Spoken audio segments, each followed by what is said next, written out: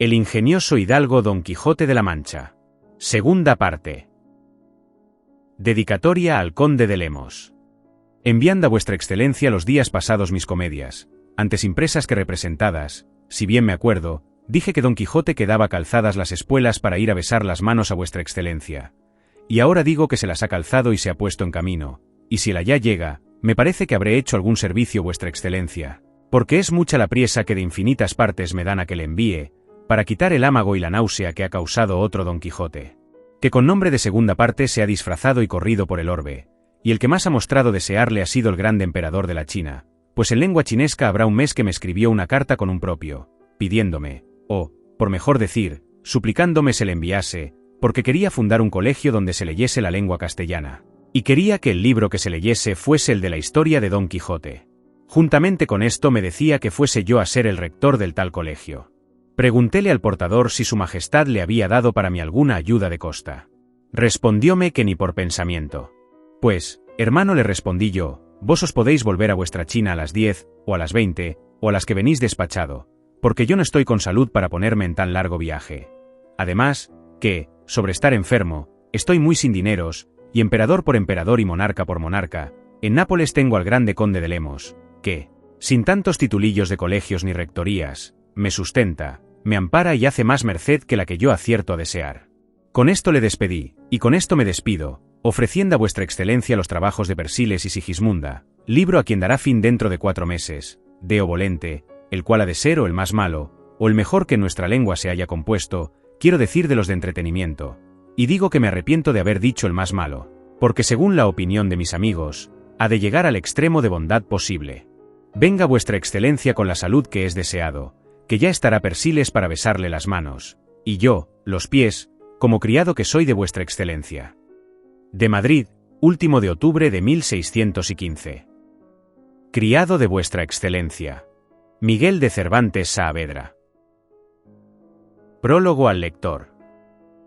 Válame Dios, y con cuánta gana debes de estar esperando ahora, lector ilustre, o quier plebeyo, este prólogo, creyendo hallar en el venganzas, riñas y vituperios del autor del segundo Don Quijote, digo, de aquel que dicen que se engendró en Tordesillas, y nació en Tarragona. Pues en verdad que no te he de dar este contento, que puesto que los agravios despiertan la cólera en los más humildes pechos, en el mío ha de padecer excepción esta regla. Quisieras tú que lo diera del asno, del mentecato y del atrevido, pero no me pasa por el pensamiento, castíguele su pecado, con su pan se lo coma y allá se lo haya. Lo que no he podido dejar de sentir es que me note de viejo y de manco, como si hubiera sido en mi mano haber detenido el tiempo, que no pasase por mí, o si mi manquedad hubiera nacido en alguna taberna, sino en la más alta ocasión que vieron los siglos pasados, los presentes, ni esperan ver los venideros. Si mis heridas no resplandecen en los ojos de quien las miras, son estimadas, a lo menos, en la estimación de los que saben dónde se cobraron, que el soldado más bien parece muerto en la batalla que libre en la fuga.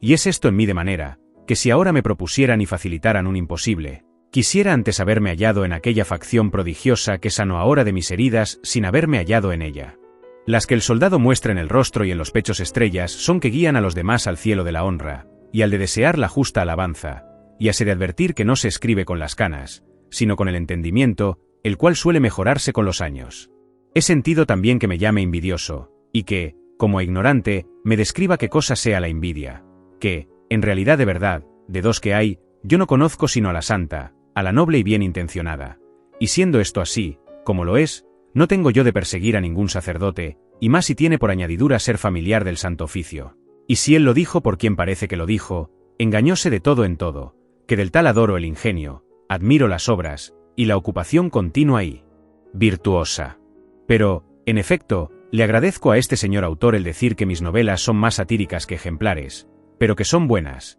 y no lo pudieran ser si no tuvieran de todo. Paréceme que me dices que ando muy limitado, y que me contengo mucho en los términos de mi modestia, sabiendo que no se ha de añadir aflicción, al afligido, y que la que debe de tener este señor sin duda es grande, pues no osa parecer a campo abierto y al cielo claro, encubriendo su nombre, fingiendo su patria, como si hubiera hecho alguna traición de lesa majestad.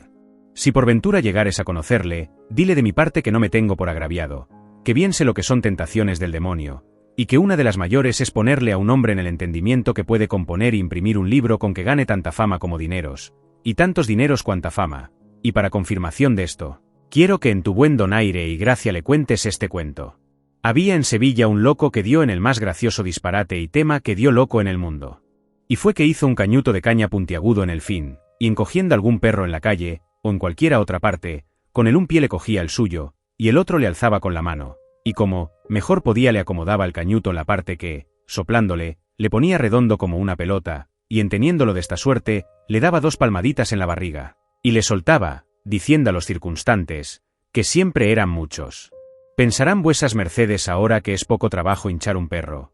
¿Pensará vuesa merced ahora que es poco trabajo hacer un libro? Y si este cuento no le cuadrare, dirásle, lector amigo, que, también es de loco y de perro. Había en Córdoba otro loco, que tenía por costumbre de traer encima de la cabeza un pedazo de losa de mármol, o un canto no muy liviano, y en topando algún perro descuidado, se le ponía junto, y a plomo dejaba caer sobre él el peso. Amoinábase el perro, dando ladridos y aullidos, no paraba en 3 calles. Sucedió, pues, que entre los perros que descargó la carga fue uno un perro de un bonetero, a quien quería mucho su dueño. Bajó el canto, dióle en la cabeza, alzó el grito el molido perro, viólo y sintiólo su amo, asió de una vara de medir, y salió al loco, y no le dejó hueso sano, y a cada palo que le daba, decía: «Perro ladrón, ¿a mi podenco? ¿No viste, cruel, que era podenco mi perro?» Y repitiéndole el nombre de podenco muchas veces, envió al loco hecho una aleña. Escarmentó el loco, y retiróse, y en más de un mes no salió a la plaza, al cabo del cual tiempo volvió con su invención y con más carga. Llegábase donde estaba el perro, y mirándole muy bien de hito en hito, y sin querer ni atreverse descargar la piedra, decía: «Este es podenco, guarda». En efeto, todos cuantos perros topaba, aunque fuesen alanos, o gozques, decía que eran podencos, y así, no soltó más el canto. Quizá de esta suerte le podrá acontecer a este historiador, que no se atreverá a soltar más la presa de su ingenio en libros que, en siendo malos, son más duros que las peñas. Dile también que de la amenaza que me hace, que me ha de quitar la ganancia con su libro, no se me da un ardite, que acomodándome al entremés famoso de la perendenga, le respondo que me viva el 24 mi señor, y Cristo con todos. Viva el gran conde de Lemos, cuya cristiandad y liberalidad, bien conocida, contra todos los golpes de mi corta fortuna me tiene en pie, y vívame la suma caridad del ilustrísimo de Toledo, don Bernardo de Sandoval y Rojas, y siquiera no haya emprentas en el mundo, y siquiera se impriman contra mí más libros que tienen letras las coplas de Mingo Revulgo. Estos 2 príncipes, sin que lo solicite adulación mía ni otro género de aplauso, por sola su bondad, han tomado a su cargo el hacerme merced y favorecerme, en lo que me tengo por más dichoso y más rico que si la fortuna por camino ordinario me hubiera puesto en su cumbre. La honra puede la tener el pobre, pero no el vicioso, la pobreza puede anublar a la nobleza, pero no escurecerla del todo, pero como la virtud de alguna luz de sí, aunque sea por los inconvenientes y resquicios de la estrecheza, viene a ser estimada de los altos y nobles espíritus, y por el consiguiente, favorecida. Y no le digas más, ni yo quiero decirte más a ti, sin advertirte que consideres que esta segunda parte de Don Quijote que te ofrezco es cortada del mismo artífice y del mismo paño que la primera, y que en ella te doy a Don Quijote dilatado, y, finalmente, muerto y sepultado, porque ninguno se atreva a levantarle nuevos testimonios, pues bastan los pasados, y basta también que un hombre honrado haya dado noticia de estas discretas locuras, sin querer de nuevo entrarse en ellas, que la abundancia de las cosas, aunque sean buenas, hace que no se estimen, y la carestía, aun de las malas, se estima en algo. Olvidábaseme de decirte que esperes el Persiles, que ya estoy acabando, y la segunda parte de Galatea.